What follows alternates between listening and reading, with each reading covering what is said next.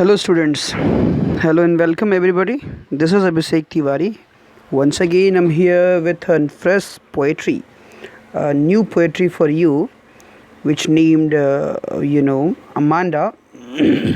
So I'm going to explain you this poetry. This poetry is written by Robin, Robin Klein. So Robin Klein is the composer of this poetry. Here students, we are going to study about actually that often it has seen like our parents keeps us instructing. Okay, they keep us instructing to do this, not to do this. Okay, like this always they instruct us. They tackle us doing limited kind of job, and not to think of other things. So always in such conditions where the parents instructing their guys always. So in such a conditions, the daughter or son of them, they feel like they are under prison. Okay, they feel like they are under prison, and they began you know keeping themselves alone, solitary in their own dreams, in their own fantasy. Okay, so this is what this poetry is also.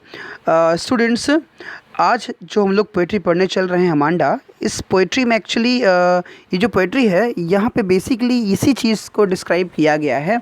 ठीक है, कि एक लड़की है Amanda, उसके parents उसको अक्सर जो है टोकते रहते हैं, ये करो अमांडा, ऐसा ना करो अमांडा, ऐसे बैठो, ऐसे खाओ, ऐसे खड़े रहो, ऐसे बात करो. तो हर जगह वो अपने आप को ऐसे फील करती जैसे कि वो बंधन में है. हर जगह वो एक कन्फाइनमेंट में है, उसको ऐसा फील होता है. Every child feels that, it's none of any extraordinary thing. हर बच्चा ये फील करता है कि वो कंट्रोल्ड है और इंस्ट्रक्टेड है, not to do one thing और अनदर. ये ऐसा उसको ऐसा फील होता है कि वो हमेशा ऐसे बेड़ियों में, जंजीरों में जकड़ा हुआ है. You too may feel like this. आपके साथ भी चीज़ें ऐसी होती होंगी. You too may feel like this. Okay, so feel that your freedom is curtailed, कि आपकी आज़ादी, आपके पेरेंट्स ऐसे बात करते हैं, आपको कभी कभी लगता है कि आपकी आज़ादी छिन गई है. ठीक है, so this is what the thinking of Amanda, where she after when her parents began instructing and instructing and controlling her freedom, or it seems like as she felt. So she constructed her own dream world. उसने अपनी खुद की एक दुनिया बना डाली और उसी दुनिया में खुश रहने लगी ना. पेरेंट्स की दुनिया जो है, पेरेंट्स के जो इंस्ट्रक्शंस हैं उसको बड़े अजीब लगते थे, वो अपनी दुनिया में ही अपने आप को अच्छा फील करती थी. तो यहाँ जिस पोइट्री में स्टूडेंट्स एक जो पर्टिकुलर लाइन है उसमें हम क्या करेंगे कि हम उसमें पोइट्री के लाइंस जो उसके पेरेंट्स का इंस्ट्रक्शन है वो पढ़ेंगे, और दूसरा जो स्टैंजा होगा वहाँ पे हम लोग पढ़ेंगे कि वो अपनी दुनिया किस तरह से ड्रॉ करती है, अपने बारे में वो क्या सोचती है अपनी दुनिया में, वो दूसरे वाले स्टैंजा में देखने को मिलेगा. ऑलराइट, तो without wasting much of time चलिए आज ध्यान देते हैं कि ये एक्चुअली पोइट्री क्या कहती है. Okay, let's see the lines right here. So this is the first first paragraph. ये पहला पैराग्राफ है जिसमें अमांडा की मदर उसको इंस्ट्रक्ट कर रही है. ठीक है, तो जो दूसरा आएगा उस दूसरे स्टैंजा में जो दूसरा स्टैंजा होगा, इस दूसरे स्टैंजा में वो अपनी दुनिया में कैसे रहती है या क्या फील करती है, वो दूसरे स्टैंजा में देखने को मिलेगा. Alright, let us discuss now. Don't bite your nails Amanda. उसकी मदर उसको कहती है अपने नाखून को ना चबाओ. Don't bite your nails Amanda. Don't hunch actually your shoulders. Hunch means knob या ब्यूबो कहते हैं एक्चुअली. हंच मीन्स नॉब या ब्यूबो.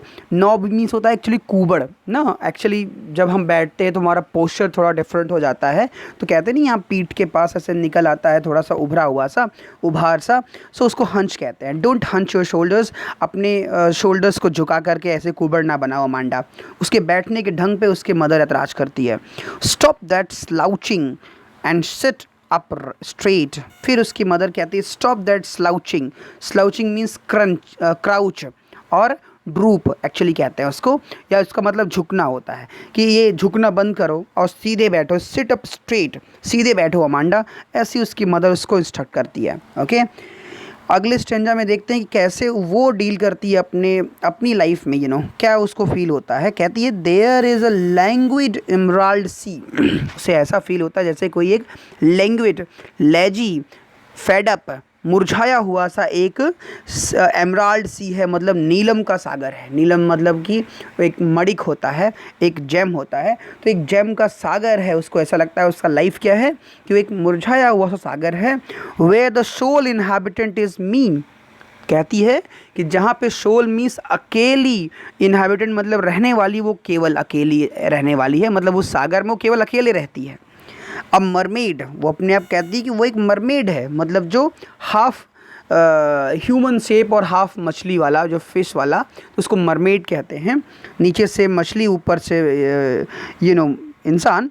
तो उसने कहा कि अब मरमेड, कि मैं एक मरमेड हूँ ड्रिफ्टिंग ब्लिसफुली, और मैं ड्रिफ्टफुली ब्लिसफुली मीन्स वार्मली और आनंद पूर्वक मैं इसमें अकेले तैरती रहती हूँ, यहाँ से वहाँ मूव करती रहती हूँ। कहती है देयर इज़ अ लैंग्विड एमराल्ड सी, एक सूखा हुआ सा एक नीलम का सागर है, जहाँ पे अकेली रहने वाली मैं ही हूँ, जो कि मैं एक मरमेड की तरह, एक हाफ जलपरी की तरह, जो मैं अकेले खुशी से अपना घूमती रहती हूँ अपनी दुनिया में। ओके, नेक्स्ट आफ्टर उसकी मदर की लाइन, उसकी मदर का इंस्ट्रक्शन फिर से देखते हैं। Did you finish your homework Amanda. फिर उसकी मदर पूछती हैं क्या तुमने अपना होमवर्क फिनिश कर लिया अमांडा। ठीक है, फिर did you tidy your room Amanda. क्या तुमने अपने कमरे को साफ़ किया अमांडा। इस तरह से उसकी मदर फिर से पूछती है I thought I told you to clean your shoes. उसने कहा कि मुझे लगता है मैंने तुमसे कहा था ना कि I told you to clean your shoes. मैंने सोचा कि मैंने तुमसे कहा था कि तुम अपने शूज़ क्लीन कर लेना अमांडा। ठीक है, इस तरह से वो उसको इंस्ट्रक्शंस ही दे रही रहती है कि ये करो वो ना करो, तुमने अपना होमवर्क फिनिश किया कि नहीं, अपना कमरा साफ़ किया कि नहीं, और मुझे लगता था कि तुम अपना शूज़ भी जो है साफ़ कर लोगी, मैं ऐसे कहती। ठीक है, तो ये इस तरह से वो उसको बार बार इंस्ट्रक्ट करती है। ओके, अब उसके बाद अमांडा की जो अपनी खुद की दुनिया है उसमें वो क्या फ़ील करती है, let's see. I am N orphan. वो कहती है कि मैं एक अनाथ हूँ, ऑर्फन हूँ। रोमिंग द स्ट्रीट, जो सड़कों पे यहाँ से वहाँ घूमती हूँ। I pat and soft dust with my hust bare feet, मतलब नंगे पाँव जब मैं चलती हूँ तो अपने नंगे पाँव पर पैटर्न, सॉफ्ट डस्ट की एक पैटर्न बना देती हूँ। ठीक है, हस्ट मीन्स होता है म्यूट, शांत जो है धूल की एक परत सी, एक पैटर्न सी जो है मेरे नंगे पैरों पे बन जाती है। The silence is golden, the freedom is sweet. वो कहती है कि जहाँ मैं हूँ यहाँ पे मेरी अपनी दुनिया में साइलेंस इज़ गोल्डन, यहाँ पे जो साइलेंस है वो बहुत कीमती है, वो बहुत ही प्राइसलेस है, बहुत ही कॉस्टली है। And the freedom is sweet, और जो मेरी आज़ादी है वो बहुत मीठी है मुझे। ठीक है, इस तरह से उसको फील होता है कि silence is golden and the freedom is sweet. Okay, don't, उसके बाद फिर उसकी जो मदर होती है वो फिर से उसको इंस्ट्रक्ट करती है don't eat that chocolate Amanda, ये चॉकलेट मत खाओ। ठीक है, रिमेंबर योर एक्ने, तुम्हें अपने पिंपल्स, अपने एक्नेस याद हैं चेहरे पे। ठीक है Amanda, will you please look at me.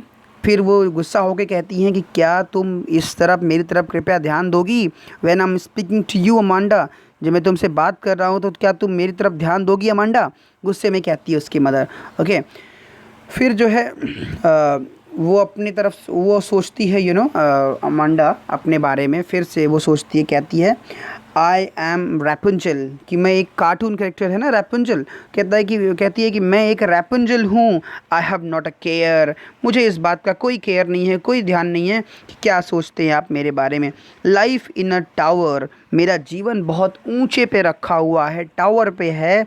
इस ट्रैंक्विल एंड रेयर, जो कि ट्रैंक्विल है, ट्रैंक्विल मीन्स शांत है और रेयर मीन्स लिमिटेड है। मेरी लाइफ बहुत ऊंचे टावर पे बैठी हुई हूँ मैं, जहाँ पे सब कुछ शांत और रेयर है, सब कुछ शांत और एकदम से सीमित है, वहाँ बहुत लोगों की भीड़ भाड़ नहीं है, वहाँ सब शांति ही शांति है। Okay, I will certainly never let down my bright hair. Okay, फिर वो कहती है कि I will certainly never let down, कि मैं निश्चित रूप से ना never let down my bright hair, मैं अपने चमकीले हेयर वहाँ से नीचे की ओर नहीं उतारूँगी।